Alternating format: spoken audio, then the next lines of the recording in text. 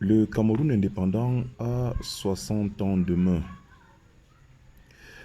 1er janvier 2020, le Cameroun indépendant a 60 ans. Et cette date semble être passée inaperçue auprès de nos concitoyens. Peut-être du fait des agressions extrêmement violentes de l'extérieur par rapport à notre pays, des attaques qui viennent de tous les côtés et qui donnent véritablement l'impression que notre pays n'est pas indépendant et qu'il doit plutôt maintenant travailler à gagner cette indépendance. Mais demain, du point de vue juridique, le Cameroun aura 60 ans. Et la question qu'il faut se poser, c'est celle de savoir ce que nous avons fait de ces 60 ans d'indépendance. Sur le plan économique, le bilan est contrasté. Nous avons l'un des pays les plus riches du monde, un véritable scandale minier des ressources naturelles, du sol, du sous-sol, un pays riche de ses hommes qui ont une santé globalement satisfaisante, une main-d'œuvre donc de qualité qui peut apporter beaucoup à notre nation. Mais un secteur privé impotent, un secteur productif globalement faible, un investissement domestique tristement faible, des flux entrants de capitaux qui ne sont pas à la hauteur de nos attentes, une classe moyenne qui a de la peine à jouer le rôle qui est attendu d'elle, une difficulté énorme à mobiliser l'épargne intérieure, un chômage et un sous-emploi qui reste très important, des infrastructures largement inadaptées malgré les efforts qui ont quand même été faits ces dernières années et qui sont notables pour rehausser le niveau de nos infrastructures.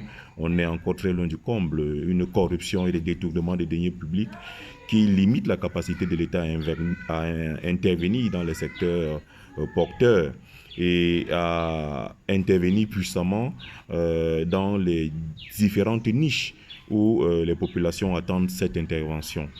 On a donc une économie qui globalement aujourd'hui est faible par rapport aux attentes qui sont celles de la population et par rapport aux compétences et aux atouts qui sont ceux du peuple camerounais. Donc nous sommes largement en dessous de ce qu'on pouvait espérer que notre économie soit aujourd'hui 60 ans après les indépendances. La plupart des grandes entreprises de notre pays, 75 à 80% des entreprises ont fermé depuis les années 60. On avait des grandes entreprises, qu'elles soient publiques, qu'elles soient privées, qu'elles soient parapubliques dans les différents secteurs de l'économie. La plupart de ces entreprises ont disparu aujourd'hui et le spectacle est globalement désolant.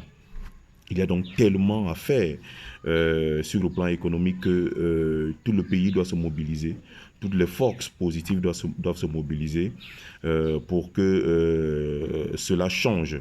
Alors, sur le plan politique, la liberté d'expression existe, elle est réelle. Les Camerounais s'expriment globalement librement malgré des reculs regrettables ces 10 dernières années. La liberté d'expression qui avait été obtenue de haute lutte par nos vaillants dévanciers de la décennie 90. Aujourd'hui, ces libertés sont pour certaines globalement menacées et il faut que toutes les forces et les énergies positives se mobilisent pour défendre ces libertés sans lesquelles on ne pourra pas construire une véritable démocratie. Les institutions sont solides, elles datent pour la plupart des années 60, quels que soient les aménagements qui ont été faits ici et là, et permettent d'envisager la construction d'un État globalement robuste. Ces institutions, pour certaines, sont inappropriées, d'autres sont iniques et nécessitent un véritable toilettage. Mais ce qui est réel, c'est que les institutions sont là, elles existent, elles sont solides. Il faut travailler à les renforcer davantage pour que celles-ci jouent pleinement leur rôle. Le système juridique est cohérent, malgré le fait qu'il y ait des règles iniques et un processus normatif qui soit, pour l'essentiel, orienté vers la défense des intérêts d'une catégorie de la population population ou des intérêts d'une seule personne, mais le système juridique est globalement cohérent, même s'il y a pour la plupart des règles juridiques qui sont inadaptées ou qui sont suspendues, attendant ici et là des textes d'application pour donner corps et vie finalement à toutes les dispositions, à toute l'armature juridique qui est la nôtre. Il faut travailler aujourd'hui sur l'élargissement global du système des libertés, de l'espace des libertés. Il faut travailler aujourd'hui à la protection des droits de l'homme, à la défense des droits de l'homme. Il faut travailler globalement aujourd'hui à la protection de la parole de la minorité politique, de la protection des partis politiques sans lesquels, les partis politiques d'opposition, j'entends, sans lesquels il n'y a pas de véritable démocratie. Et il faut qu'on passe finalement d'une démocratie nominale à une véritable démocratie. Et pour ça, c'est un travail collectif, c'est un travail qui interpelle le peuple camerounais. Sur le plan social et culturel, qui me semble le lieu le plus incisif de notre déchéance collective, on sent une véritable montée en puissance de la parole de division, de la stigmatisation, de la haine, du tribalisme, de l'ethnofascisme, de la division, du repli identitaire. Et aujourd'hui, avec la question de l'anglophonie identitaire, notre pays traverse depuis 2016 l'une de ses pages les plus sombres, une trajectoire totalement inquiétante qui a ramené les vieux démons de la division au cœur de notre société, et l'ordonnancement juridique qui se met en place globalement aujourd'hui avec la volonté d'encadrer les questions d'autochtonie, des questions d'allogènes, des questions d'autochtones, rendent compte en réalité d'une véritable dérive et d'une incapacité de nos dirigeants à travailler de façon consensuelle, à trouver des solutions les plus adaptées aux problèmes que nous traversons.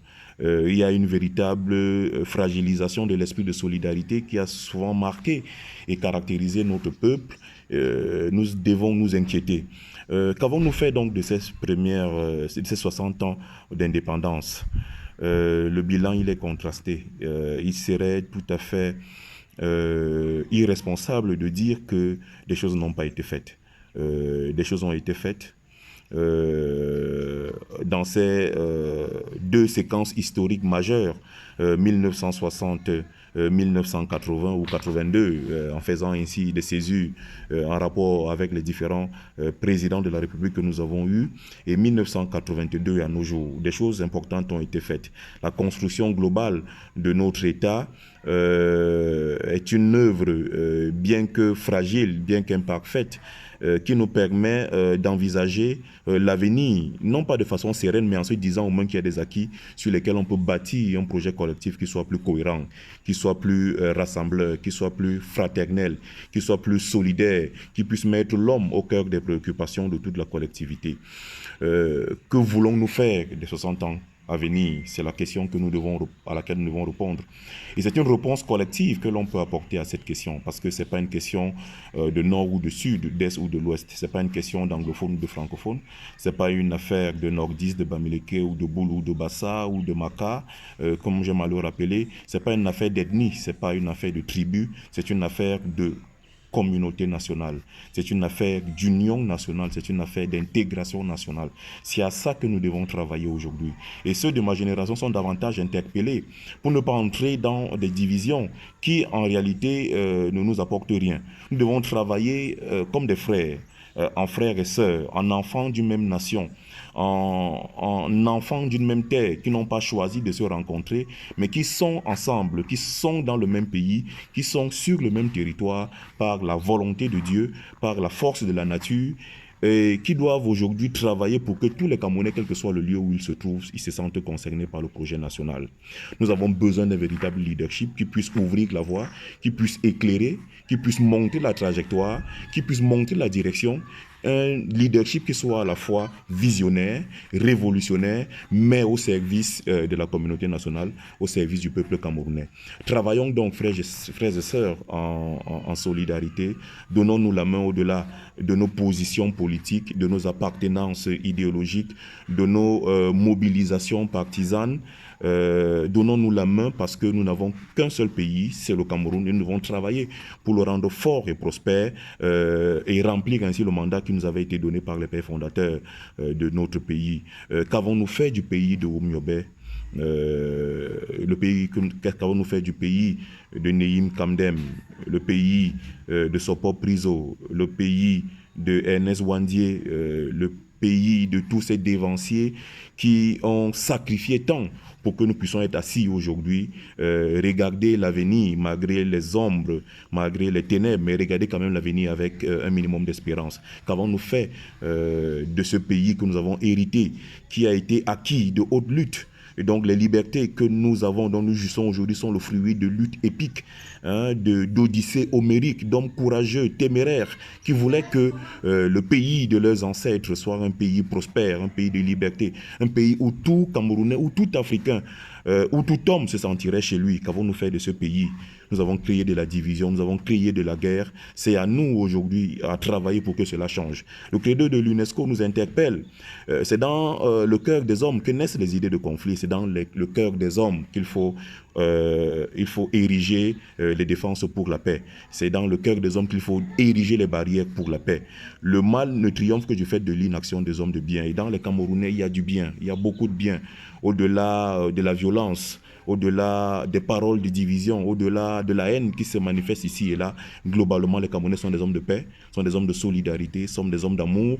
Et c'est cet amour-là, c'est sur cet amour-là qu'il faut construire un pays nouveau. Ne jugeons pas trop sévèrement les générations qui nous ont précédés. Chacun fait sa part, chacun a sa responsabilité. Frantz Fanon nous enseigne que chaque génération, dans une relative opacité, découvre sa mission historique, la remplit ou la trahit. Les générations que nous remplaçons aujourd'hui ont fait leur part du boulot. L'histoire, Dieu, les hommes, bien entendu, jugeront ces générations-là, mais nous avons l'obligation de prendre ce qui est positif dans cet héritage-là et de construire une société nouvelle dans laquelle les jeunes enfants du nord ou du sud, de l'est ou de l'ouest joueront dans la cour, les mains dans la main, dans un pays où les paysans, les cultivateurs, les habitants de la ruralité comme ceux des villes pourront être contents, satisfaits du labeur de leurs mains. Il faut que nous retrouvions ce pays-là où tout Camerounais se sentira chez lui, où tout Camerounais se sentira fier de défendre le drapeau. Et c'est le mandat que nous devons nous donner. Camerounais, mes chers frères, mes chères sœurs, travaillons à créer un pays nouveau. Sur les germes de ce qui a été fait. Travaillons pour dépasser nos divisions, pour dépasser nos haines qui sont pour l'essentiel cosmétiques, qui sont pour l'essentiel artificiels. Travaillons à créer un pays nouveau. Que voulons-nous faire des 60 ans à venir? La réponse, elle est collective.